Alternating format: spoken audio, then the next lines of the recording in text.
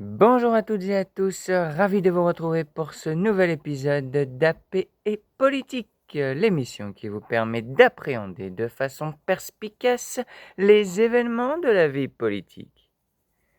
Et aujourd'hui, nous plongeons au cœur d'un séisme politico-judiciaire qui redessine sous nos yeux la trajectoire de l'élection présidentielle de 2027. Le thème de cette émission résume à lui seul le vertige de la situation. Marine Le Pen, condamnée en appel, mais candidate, le tribunal des urnes contre les juges. C'est un feuilleton haletant qui a franchi une étape décisive ce mardi 7 juillet 2026.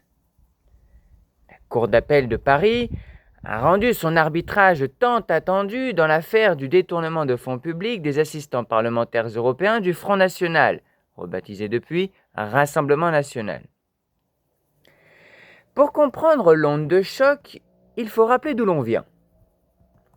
En première instance, le 31 mars 2025, le tribunal correctionnel avait frappé fort en condamnant Marine Le Pen à une lourde peine assortie d'une inéligibilité avec exécution provisoire, une formule juridique signifiant que la mesure s'appliquait immédiatement, même en cas d'appel, ce qui menaçait de l'exclure d'office de la course à l'Élysée. Mais en appel, la justice a revu sa copie et allégé la sentence. Marine Le Pen est condamnée à 1 an de prison ferme, une peine qui sera aménagée sous la forme d'un placement sous bracelet électronique, et à une peine de 45 mois d'inéligibilité, dont 30 mois sont assortis du sursis. Faites le calcul, l'inéligibilité ferme est réduite à 15 mois. Mieux encore, pour la triple candidate à la présidentielle, la Cour d'appel a estimé que cette peine d'inéligibilité, ayant commencé à courir dès le premier jugement de mars 2025, a, je cite, déjà réparé l'atteinte à la probité. En clair, l'inéligibilité ferme est purgée. Sur le papier, le verrou judiciaire vient de sauter et Marine Le Pen est techniquement éligible pour 2027. À peine le délibéré prononcé, la réaction de la députée du Pas-de-Calais ne s'est pas fait attendre. Dans une séquence politique parfaitement orchestrée, elle s'est immédiatement déclarée candidate à l'élection présidentielle de 2027, tout en annonçant qu'elle se pourvoyait en cassation. Pourquoi ce double mouvement qui peut sembler paradoxal ? Si elle est éligible, pourquoi contester la décision devant la plus haute juridiction ?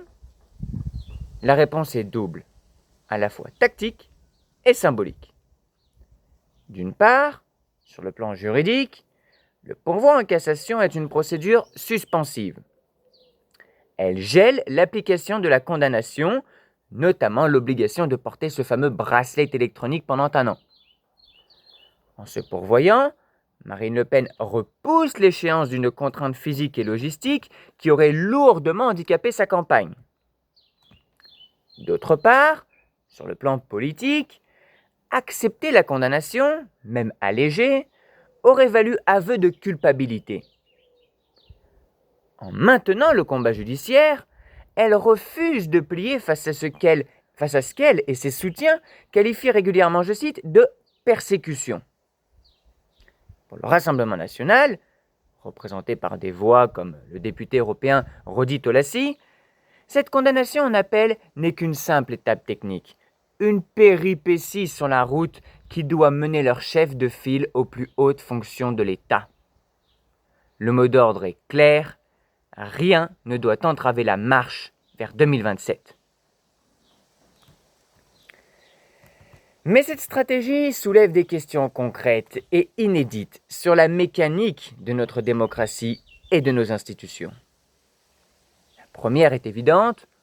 Comment fait-on campagne pour la présidence de la République avec une condamnation à 1 an de prison ferme au-dessus de la tête ? Si la Cour de cassation, qui juge le droit et non les faits, venait à rejeter son pourvoi avant l'échéance présidentielle, Marine Le Pen se retrouverait contrainte de porter un bracelet électronique. Les juristes s'interrogent déjà sur l'incongruité d'une telle situation. Certes, les textes prévoient des aménagements de peine pour favoriser la réinsertion, et certains observateurs ironisent en disant que, pour une femme politique, la meilleure des réinsertions est de faire des meetings. L'autorité judiciaire pourrait tout à fait adapter les horaires du bracelet pour lui permettre de se déplacer. Mais imaginez le symbole. Une candidate débattant à la télévision ou sillonnant les marchés de France sous contrôle de surveillance électronique, dépendant du bon vouloir d'un juge d'application des peines pour valider ses trajets de campagne. Ce serait une situation inconfortable pour tout le monde, un scénario absolument inédit dans l'histoire de la Ve République. Mais au-delà de la logistique, c'est un véritable calendrier de course contre la montre qui s'engage entre le calendrier judiciaire et le calendrier électoral. La Cour de cassation va devoir se prononcer. Habituellement, ces délais de décision s'étendent sur plusieurs mois, voire plus d'1 an. Si la haute juridiction rejette le pourvoi avant mars 2027, la condamnation devient définitive. Si elle l'examine après, l'épée de Damoclès planera sur toute la campagne officielle. De plus, il ne faut pas oublier le rôle du Conseil constitutionnel. Les sages de la rue de Montpensier, chargés de valider les candidatures à la présidentielle, devront impérativement clarifier la situation avant la date limite du dépôt des parrainages, début mars 2027. Laisser une candidate majeure dans le flou juridique à quelques semaines du scrutin poserait un problème démocratique majeur. Le système institutionnel français va être poussé dans ses retranchements pour digérer cette concomitance temporelle. Ce télescopage, justement, nous amène au cœur philosophique et politique de notre débat du jour. Le duel entre le tribunal des urnes et le tribunal des juges.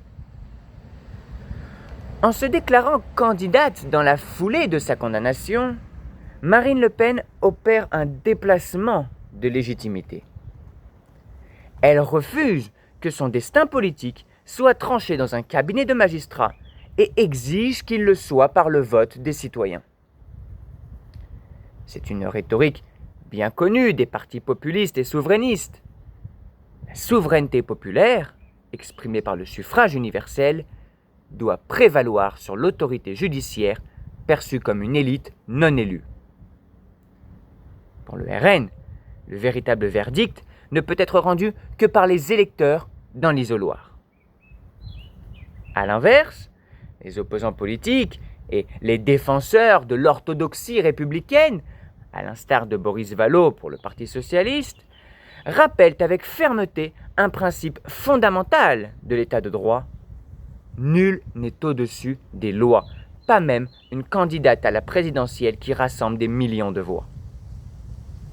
Pour eux, Marine Le Pen a été reconnue coupable de détournement de fonds publics, le préjudice total de l'affaire étant évalué à plus de 2,8 millions d'euros, et le Rassemblement national, en tant que personne morale, écope lui-même d'une amende de 2 millions d'euros, dont 1 million avec sursis, accompagnée de la confiscation d'1 million d'euros. Balayer ces faits au nom de l'ambition présidentielle est dénoncé comme une atteinte grave à la probité que l'on doit exiger des élus. L'enjeu de cette confrontation dépasse donc largement la personne de Marine Le Pen. Il pose la question de la confiance de la population envers ses institutions. D'un côté, le risque est de voir une partie de l'électorat se radicaliser contre une justice perçue comme politisée ou partiale, une république des juges qui chercherait à éliminer les opposants. De l'autre, le risque est l'affaiblissement de la norme juridique. Si le suffrage universel peut absoudre ou effacer des délits financiers caractérisés, qu'advient-il de l'égalité des citoyens devant la loi ? C'est ce point d'équilibre fragile qui est aujourd'hui bousculé. En transformant sa défense judiciaire en une plateforme électorale pour 2027, Marine Le Pen fait le pari que le tribunal des urnes lui donnera raison, court-circuitant ainsi les décisions des tribunaux de la République. La campagne présidentielle qui s'ouvre ne sera pas seulement un affrontement de programmes économiques ou sociaux, elle sera, de manière sous-jacente, un grand procès à ciel ouvert sur la nature même de nos pouvoirs constitutionnels et sur la place de la justice dans notre démocratie. Les mois qui nous séparent de 2027 s'annoncent électriques, et le droit, autant que la politique, en sera le principal arbitre. C'est fini pour aujourd'hui. Merci de nous avoir suivis. N'hésitez pas à vous abonner pour recevoir chaque jour une analyse de l'actualité. Et quant à moi, je vous dis à très vite pour un nouvel éclairage sur la vie politique.